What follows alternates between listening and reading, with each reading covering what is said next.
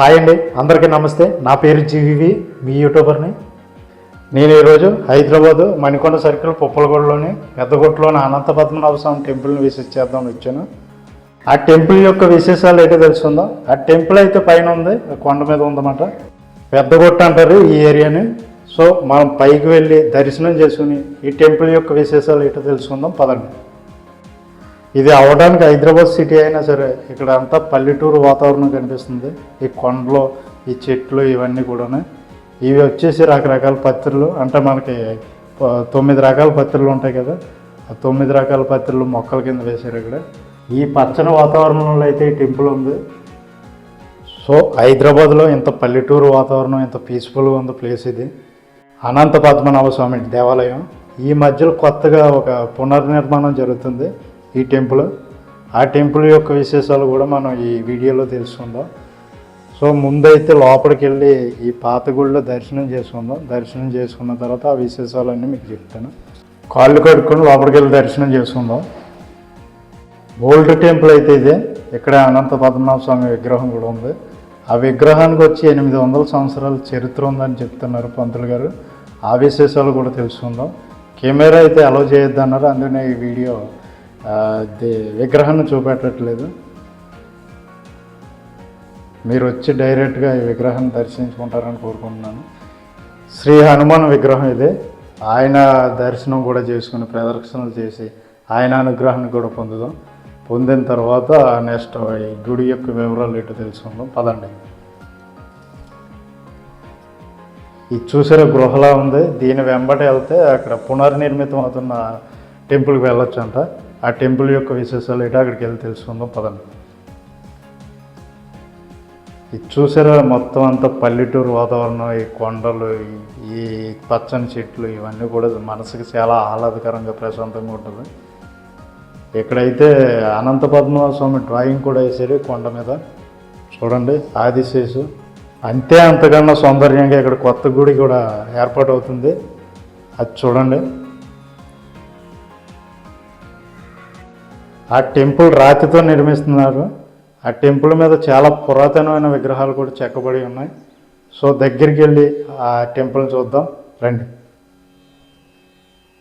ఈ టెంపుల్ ఎంత పవిత్రంగా ఉందో చూడండి. చూడడానికి దగ్గరికి వెళ్ళి ఆ విగ్రహాలు కూడా ఏమేమి ఉన్నాయో ఏటో చూద్దాం. ఈ విగ్రహాలు వచ్చేసి దశావతారాల విగ్రహాలు చెక్కబడి ఉన్నాయంట ఈ టెంపుల్ మీద.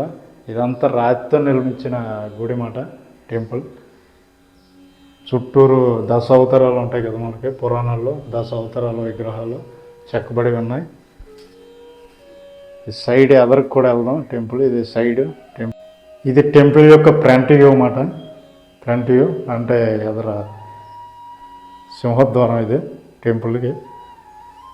ఈ టెంపుల్ యొక్క మరో విశిష్టత ఏంటంటే 7 గుమ్మాలు ఉంటాయంటే ఈ టెంపుల్కి. ఆ విశేషాలు కూడా పంతులు గారిని డైరెక్ట్గా అడిగి తెలుసుకుందాం, రండి. నమః అస్మద్గురుభ్యో నమః.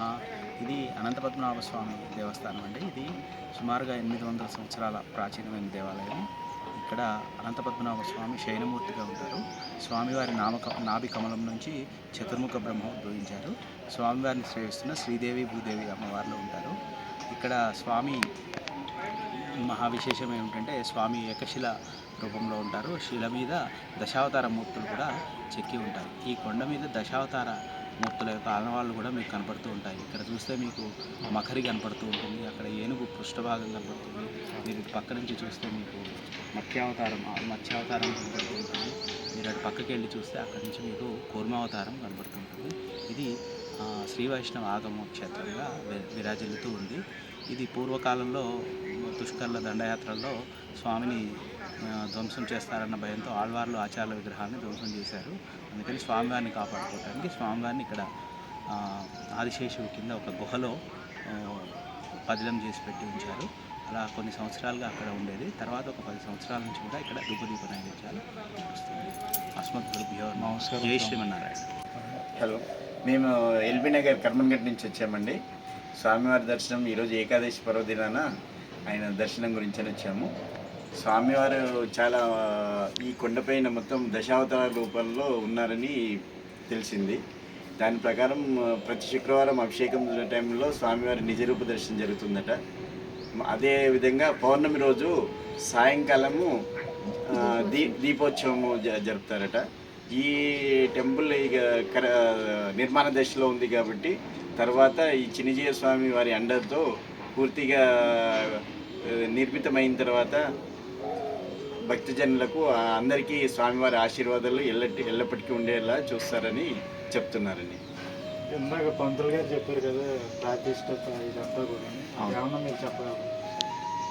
అంటే ఈ దశావతారాల్లో ఉన్న ఆకారాలు ఈ కొండల రూపంలో ఒక్కొక్క దిక్కున ఒక్కొక్కరు వాళ్ళు ఉన్నారని, దిక్కు నుంచి చూసినప్పుడు అన్ని అవతారాల్లో ఇక్కడ ఏంటిది అనేది ప్రత్యేకంగా అయితే వాళ్ళకి స్వామివారికి తెలుస్తుంది.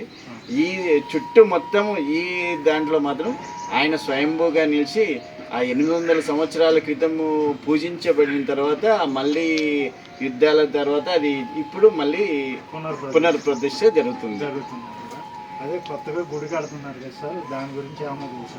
లేదు, ఇప్పుడు కన్స్ట్రక్షన్ అది ఏదన్నా చిరంజీవి స్వామి ఆధ్వర్యంలో జరుగుతుంది కాబట్టి తర్వాత ప్రహరీ గోడ అవన్నీ నిర్మిస్తే ఏంటంటే ఆటోమేటిక్గా అది ఆయన ప్రాబల్యము, ఆయన్నే భక్తులను ఎలాగో రప్పించుకుంటాడు. అదే 7 ద్వారాలు 7 ద్వారాలు ఇంకా మీరైతే చాలా కష్టపడి అంత దూరం వచ్చినందుకు దర్శనం అంతే. ఇప్పుడు మేము వచ్చాము, దర్శనం కావాలనుకున్నాం, దర్శనం అయ్యింది. అదే ఇప్పుడు వచ్చేటప్పుడు దారిలో నా బండి మీద ఇద్దరు వీళ్ళు నడవలేకపోయారు, ఇంకొక 5 నిమిషాలు ముందు వస్తుంటే, కాకపోతే దర్శనం అయితే అయ్యింది, అది సంతృప్తి. మీరు దర్శనం చేసుకున్నారు, మేము కూడా దర్శనం చేసుకున్నాం సార్. కానీ మా యూట్యూబ్ ఛానల్కి ఏంటంటే ఆ స్వామివారిని చూపెడదాం అనుకున్నాం, కానీ ఆయనకున్న మహిమ వల్ల ఏటో తెలియదు, కానీ పంతులు గారు పర్మిషన్ ఇవ్వలేదు మాకు. మీకు దర్శనం అయింది, ఇప్పుడు మా మూలానే మీకు దర్శనం అయింది.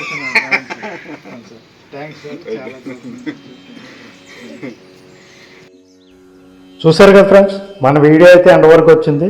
ఇప్పుడే వాళ్ళు అడిగి తెలుసుకున్నాం ఎక్కడి నుంచి వచ్చారంటే ఎల్బీ నగర్ నుంచి. వాళ్ళ అభిప్రాయం కూడా తెలుసుకున్నాం కదా. వాళ్ళైతే చాలా ఎక్సైట్గా ఫీల్ అవుతున్నారు. అంత దూరం నుంచి వచ్చి గుడిని దర్శించుకున్నందుకు చాలా సంతోషంగా ఉందని చెప్పారు. వాళ్ళ మాటల్లోనే మీరు ఆలకిచ్చారు.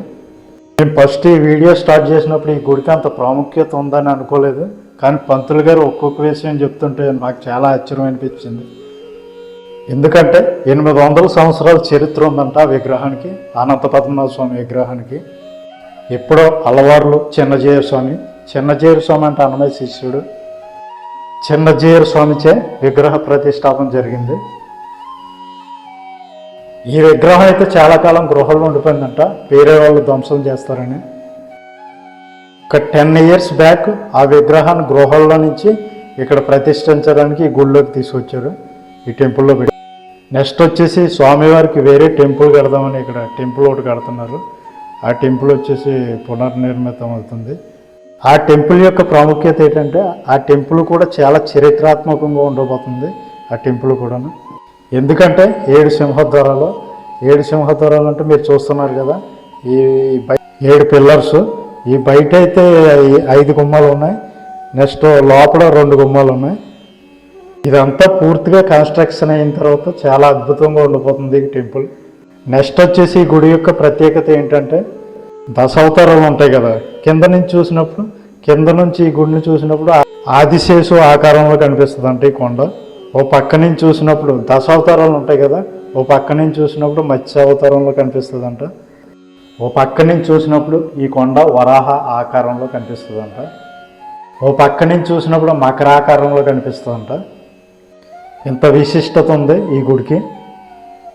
నాకైతే చాలా సంతోషంగా ఉంది ఈ గుడిని దర్శించుకున్నందుకు, ఈ వీడియో తీసి అప్లోడ్ చేస్తున్నందుకు.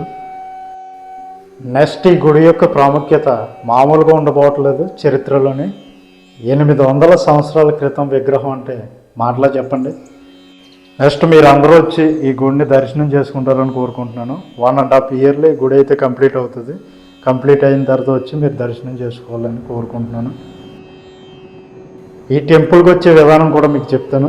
ఇది రంగారెడ్డి జిల్లా, హైదరాబాదు, మణికొండ నుంచి లాంగ్కోయిల్స్ వెళ్ళే రూట్లోని పొప్పలగూడ అనేది ఒక విలేజ్ ఉంటుంది.